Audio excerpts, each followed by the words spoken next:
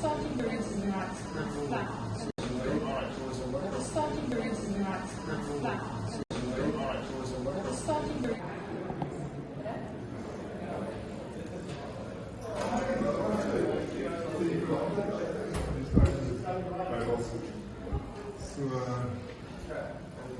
Alles hierso.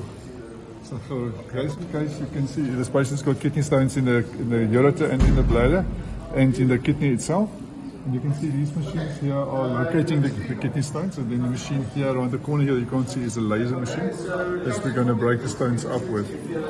And Dr. Spies is going to just be the main surgeon for this particular operation. Every day a different surgeon of our team is operating. So hopefully the kidney stones will be completely gone after this. It will take 2 hours to 3 hours.